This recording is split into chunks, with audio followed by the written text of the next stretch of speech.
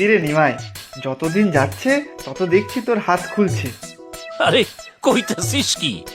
আমি কড়াইতে হাত খানা নাড়াইতাছি নাকি ক্রিকেটের ব্যাট চালাইতাছি যে হাত খুললা 4-6 হাকামু? তোর হাত আর কম কিসে, রান্নার যা স্বাদ তাতে 4-6-এর কিছু কম নাকি? প্রতি রান্নাতেই ওভার বাউন্ডারি। হ্যাঁ, তোর শুধু বাড়াইয়া সরাইয়া কথা।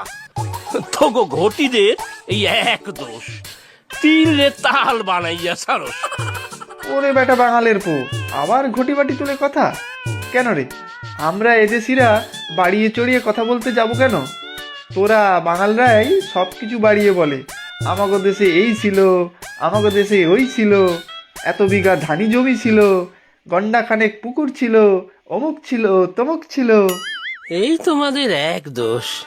কথায় কথায় শুরু হয়ে গেল বাঙাল ঘটির তরজা। শুনতে শুনতে কান পচে গেল গো।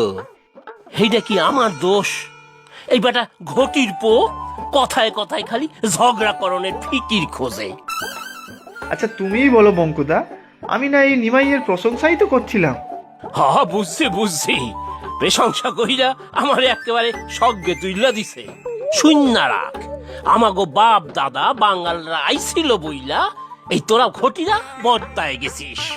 না হইলে তো আলু পোস্ত আর ভাত খাইয়া দিন রাত পইরা পইরা জিমাইতিস। ও নিমাই দাদা বাবু, এবার ছেড়ে দাও ওসব। তাড়াতাড়ি রান্না বান্না শেষ করতে হবে। কর্তামশাই চলে আসার আগে সব তৈরি রাখতে হবে। খাবার খেতে এসে কেউ বসে থাকবে সেটা উনি মোটেও পছন্দ করে না। হ্যাঁ তাই তো, মামাবাবুর আসার তো সময় হয়ে গেল। নিমাই তাড়াতাড়ি কর ভাই, আমি কিছু করে দিই, তোর একার কত কাজ। হইছে থাম, আর আলগা পিড়িত দেখাইতে হইবে না।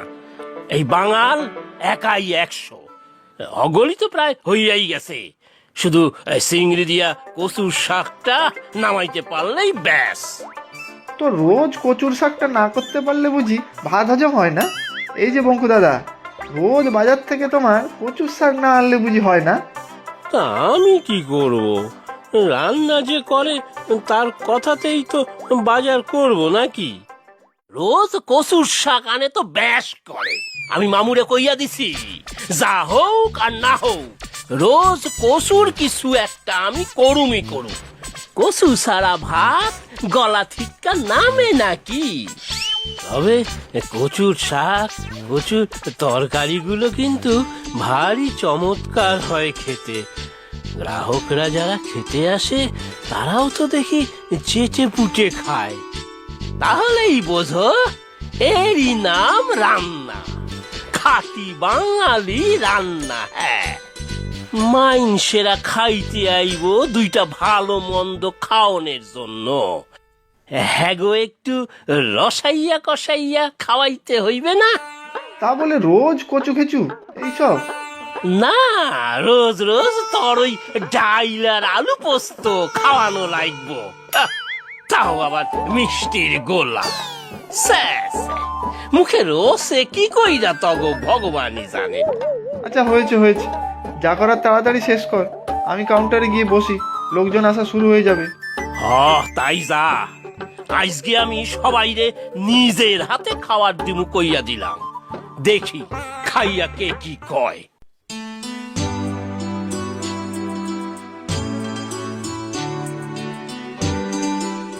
ও বঙ্কুদা, 3 নম্বর টেবিলে একটু ভাত দাও, আর দেখো কি লাগে। দিচ্ছি গো দিচ্ছি। যে হারে লোকে খেয়ে যাচ্ছে তাতে রান্নায় কম না পড়ে। একই কাণ্ড বঙ্কু, আমার হোটেলে কিনা খাবার কম পড়বে? কি বিধু, এটা কি হচ্ছে? না না মামা, কম পড়বে কেন? আর আপনি এখন? এই এলাম, ভাবলাম দেখে যাই তোমরা দুই বন্ধু মিলে আমার এই ভাতের হোটেল কেমন চালাচ্ছ। কিন্তু খাবার কম পড়বে একই কথা। তা কম পড়বে না? খাবারের যা স্বাদ তাতে লোকে দ্বিগুণ খাচ্ছে যে। বলো কি, এ তো সুসংবাদ। গ্রাহক খুশি হলে আবার আসবে, বারবার আসবে। সত্যি মামা, নিমাই যা রান্না করছে একেবারে